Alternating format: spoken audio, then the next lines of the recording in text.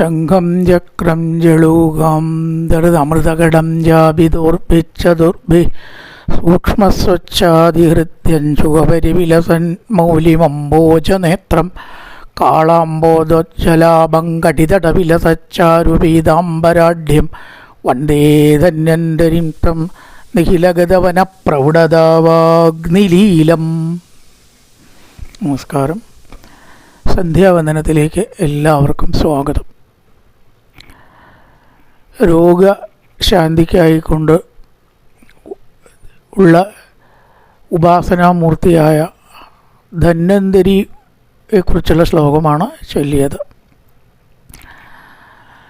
ഈ രോഗം അതുപോലെ തന്നെ മനസ്സും ആയുള്ള ബന്ധം ഇന്നത്തെ വൈദ്യശാസ്ത്രവും അംഗീകരിക്കുന്നുണ്ട്.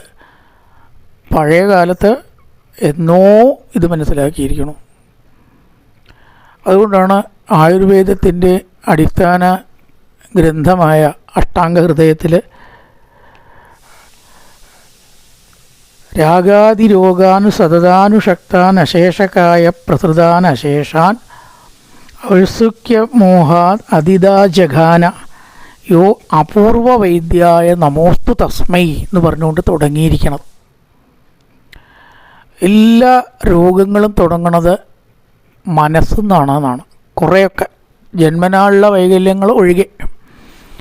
ഇപ്പോൾ ഏറ്റവും കൂടുതൽ നമ്മളെ അലട്ടുന്ന പ്രശ്നങ്ങളാണ് രക്തസമ്മർദ്ദം, പ്രമേഹം, മറ്റ് ചില രോഗങ്ങൾ. ഇതിൻ്റെയൊക്കെ അടിസ്ഥാനം മനസ്സാണെന്ന് കാണാം. ഇത്രയധികം മാനസിക സംഘർഷം പഴയ കാലത്ത് ഉണ്ടായിരുന്നില്ല. ഇത്രയധികം രോഗങ്ങളുമില്ല. അപ്പോൾ രോഗങ്ങൾ വർദ്ധിക്കാനുള്ള കാരണം മാനസികമായിരിക്കുന്ന സംഘർഷമാണോ എന്ന് മനസ്സിലാവാൻ അധികം ചിന്തിക്കേണ്ട ആവശ്യമില്ല. ശരീരം നേരെ പ്രവർത്തിക്കാനും രോഗരഹിതമായി നിൽക്കാനും വന്ന രോഗം വേഗം മാറാനും 3 പ്രധാന കാര്യം വേണം. അതിലത്തെ ഒന്ന് ശാരീരികം, പിന്നൊന്ന് മാനസികം, പിന്നൊന്ന് ദൈവീകമായിട്ടുള്ള പ്രാർത്ഥന. ഇതൊക്കെ കൂടി ചേർന്നാലേ രോഗത്തിനും ശമനം ഉണ്ടാവുള്ളൂ, ശരീരം നേരെ പ്രവർത്തിക്കുകയും ഉള്ളൂ. ശാരീരികമായിട്ടുള്ള പ്രക്രിയകൾ എന്ന് പറയുന്നത് തന്നെ ആഹാരത്തിലുള്ളതായ നിയന്ത്രണം, വ്യായാമം, അതിനുള്ള ആഹാര വിഹാരങ്ങളെന്ന് പറയും. പിന്നെ രോഗം വന്നാൽ ഔഷധ സേവയും. ഇത് 3 ശാരീരികമാണ്. ഔഷധം വേണം, വ്യായാമം വേണം. ചിലതൊക്കെ വ്യായാമം കൊണ്ട് മാത്രം മാറുന്നതുണ്ട്. അവിടെ എല്ലാം വ്യായാമം കൊണ്ട് മാറുന്ന പറയുക വയ്യ.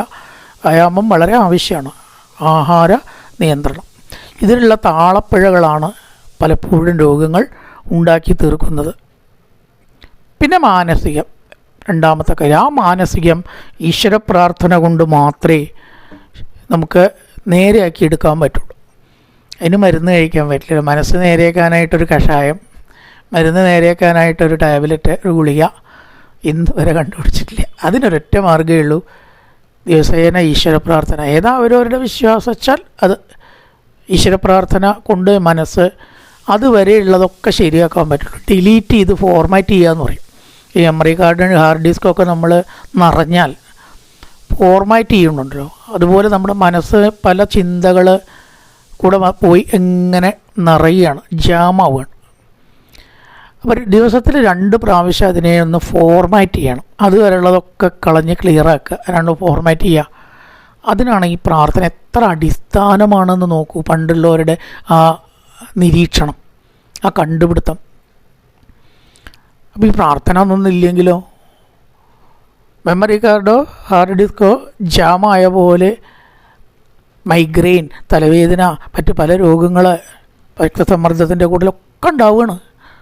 അപ്പം അതുകൊണ്ട് എത്രമാത്രം ആഹാരവിഹാരങ്ങൾ നമുക്ക് ആവശ്യമാണോ അത്രമാത്രം മനസ്സിൻ്റെ ആ യഥാർത്ഥ നില ആക്കി തീർക്കൽ നമുക്ക് ആവശ്യമാണ്.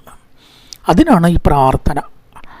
അപ്പോൾ ഇവിടെ രാഗാദി രോഗങ്ങൾ മനസ്സിൽ നിന്നില്ല. രാഗം, കാമക്രോധം, മതലോപാദികൾ മനസ്സിൽ വന്ന് അലട്ടിയാൽ മനസ്സിൻ്റെ സമനില തെറ്റും എന്നാണ്. അപ്പം അത് ഏതൊരു അപൂർവ വൈദ്യനാണ് ഉണ്ടാക്കി തീർക്കുന്നത്, സമനില ഉണ്ടാക്കി മനസ്സിനെ ശരിയാക്കി തീർക്കുന്നത്. എപ്പോഴും നമ്മുടെ ശരീരവുമായിട്ട് ബന്ധമുള്ള ഇത്തരം മനസ്സിൻ്റെ ആ വിഷമങ്ങളും അതുപോലെ തന്നെയുള്ള രാഗദ്വേഷാദികൾ നിറഞ്ഞ അവസ്ഥയും എല്ലാം ശരിയാക്കുന്ന അപൂർവ വൈദ്യൻ ഏതൊന്നോ ആ അപൂർവ വൈദ്യനെ നമസ്കരിച്ചിട്ടാണ് ആയുർവേദ ചികിത്സാശാസ്ത്രം തുടങ്ങുന്നത്. അതുകൊണ്ട് ഇവിടെ ചൊല്ലിയ ശ്ലോകം പാലാഴി മഥനത്തിന് ശേഷം അമൃതം കയ്യിലെടുത്തുകൊണ്ട്, അമൃതക്കുടം കയ്യിലേറ്റിക്കൊണ്ട് സാക്ഷാൽ മഹാവിഷ്ണുവിൻ്റെ അവതാരമായ ധന്വന്തരി മൂർത്തി അവതരിച്ചു. ആ ധന്വന്തരി മൂർത്തിയെ വന്ദിക്കുന്ന ശ്ലോകമാണ്. എന്തൊക്കെയാണ് സ്വരൂപം? ശംഖം, ചക്രം, മുകളിൽ 2 കൈകളിൽ ഒരു കയ്യിൽ ശംഖ്, പിന്നെ ഒരു കയ്യിൽ ചക്രം, സുദർശന ചക്രം. താഴത്തെ 2 കൈയിലോ ഒരു കയ്യിൽ അട്ട, ഒരു കയ്യിൽ സ്വർണ്ണക്കുടത്തിൽ അമൃതം പാലാഴി കടഞ്ഞ് കിട്ടിയതാണ്. ഈ അട്ട എന്തിനാണെന്ന് ചോദിച്ചാൽ പണ്ടൊക്കെ ഈ ഡയാലിസിസ് ഇത്ര പ്രയോഗമില്ല. അപ്പോൾ ഈ രക്തം ശുദ്ധീകരിക്കാൻ അട്ടയെ കൊണ്ട് കടിപ്പിക്കും. അട്ട കടിച്ചാൽ വേദനിക്കില്ല എന്നാണ്, ചോര പൊക്കോളും ചെയ്യും. അല്ലേ? കാലിൽ അയ്യോ എന്താ നിങ്ങളുടെ കാലിൽ ചോരാന്ന് ചോദിക്കുമ്പോഴാണ് ഇയാൾ അറിയുന്നത്. അവന് വിദ്യ ഉണ്ട് കേട്ടോ അട്ടയ്ക്ക്, വേദന അറിയാതെ ചോര കുടിക്കാൻ. അപ്പോൾ വേദന അറിയില്ല, ദുഷിച്ച രക്തം മുഴുവൻ അട്ടയെ കൊണ്ട് കടിച്ച് മാറ്റിക്കും. ഇപ്പോൾ ആയുർവേദ വൈദ്യന്മാരുടെ വീട്ടിൽ തൊട്ടിയിൽ വെള്ളമൊക്കെ നിറച്ച് ഈ അട്ട എപ്പോഴും കരുതിയിട്ട് വളർത്തും എന്നാണ്. അതാണ് ആ ശംഖം, ചക്രം, ജളൂകാം. ഒരു കയ്യിൽ അട്ടയും കയ്യിൽ പിടിച്ച ആയുർവേദത്തിൻ്റെ ഒരു സിമ്പിളാണ് ഈ അട്ട.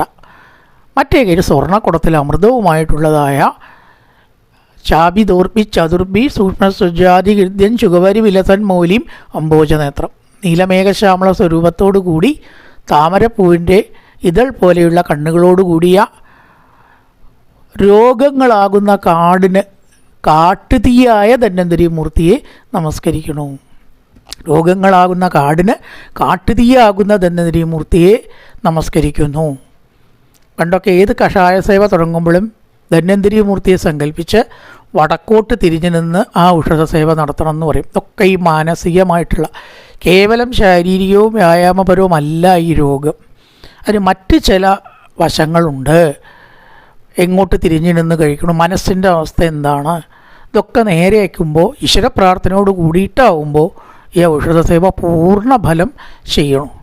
അപ്പം രോഗങ്ങളാകുന്ന കാടിന് കാട്ടുതീയായിരിക്കുന്ന ധന്വന്തരി മൂർത്തിയെ നമസ്കരിക്കുന്നു എന്നാണ് ഈ ശ്ലോകം നമ്മൾ ദിവസവും ചൊല്ലി ധന്വന്തരി മൂർത്തിയെ വേറെ മന്ത്രങ്ങളുണ്ട്. ഓം നമോ ഭഗവതേ വാസുദേവായ ധന്വന്തരേ അമൃതകലശകസ്തായ കലാമയ വിനാശനായ ത്രൈലോക്യനാഥായ ശ്രീ മഹാവിഷ്ണവേ നമഃ. ഇത് ധന്വന്തരി മന്ത്രമാണ്. ഇത് ധന്വന്തരിയുടെ ഗായത്രി ഉണ്ട്. വാസുദേവായ വിഷ്മകേ സുധാഹസ്തായ ധീമകി തന്നോ ധന്വന്തരി പ്രചോദയാത്. ഇതൊക്കെ ധന്വന്തരി മൂർത്തിയുടെ ശ്ലോകങ്ങളും ഉണ്ടല്ലേ. അച്യുതാനന്ദ ഗോവിന്ദ നാമോച്ചാരണ ഭേഷജ പശ്യന്തി തകലാൻ രോഗാൻ സത്യം സത്യം വദാമ്യഹം. ഈശ്വര പ്രാർത്ഥനയ്ക്ക് നമ്മുടെ മനസ്സിനെ നിയന്ത്രിക്കാനുള്ള കഴിവുണ്ട്. മനസ്സിനെ നിയന്ത്രിക്കാൻ സാധിച്ചാൽ വളരെ വേഗം നമുക്ക് രോഗശാന്തി ഉണ്ടാവുന്നു, അല്ലെങ്കിൽ രോഗം വരാതെ തന്നെ ഇരിക്കുന്നു. അതാണ് മനസ്സും ആരോഗ്യവും തമ്മിലുള്ള ആ ഒരു ബന്ധമാണ് ഈ രോഗത്തിനായിക്കൊണ്ടും രോഗം വരാതെ ഇരിക്കാനായിട്ടും ആരോഗ്യം ഉണ്ടാവാനും ഈശ്വര പ്രാർത്ഥനയ്ക്ക് വളരെ പങ്കുണ്ട് എന്നുള്ള കണ്ടെത്തലിൻ്റെ അടിസ്ഥാനം ശരീരവും മനസ്സും തമ്മിലുള്ള ആ ഒരു ബന്ധം. അപ്പം അതുകൊണ്ട് ഇത്തരം പ്രാർത്ഥനകൾ രോഗം ഇല്ലാതിരിക്കാനും ആരോഗ്യം ഉണ്ടാവാനും വളരെ നല്ലതാണ്. നേരത്തെ നമ്മൾ ദേവിയെ ഉപാസിച്ചാൽ രോഗം ഉണ്ടാവില്ല എന്ന് പറഞ്ഞു, ഒക്കെ ശരി തന്നെയാണ്. ഇത് രോഗത്തിനായിട്ടൊരു ദേവതയെ നമ്മൾ സങ്കല്പിച്ചു, ധന്വന്തരി മൂർത്തി ഇത് മാത്രം. അതുകൊണ്ട് ആ ധന്വന്തരിയുടെ ഏതെങ്കിലും ഒരു മന്ത്രമോ ഏതെങ്കിലും ഒരു ശ്ലോകമോ നല്ലപോലെ മനസ്സിൽ സങ്കല്പിച്ച് ദിവസേന പ്രാർത്ഥിച്ച് നമുക്ക് കഴിവതും രോഗങ്ങളിൽ നിന്ന് രക്ഷ നേടാം. ശംഖം ചക്രം ജളൂകാം ദൃതമൃതകടം ചാപിതോർഭിച്ചതുർഭിസൂക്ഷ്മശ്ചാതിഹൃത്യൻ ശുഖപരിവിലസൻ മൗലിമംബോജനേത്രം കാളാംബോധജ്ജലാഭങ്കടിതടവിലതച്ചാരുപീതാംബരാഢ്യം വന്ദേ ധന്വന്തരിം തം നിഖിലഗതവനപ്രൗഢതാവാഗ്നിലീലം.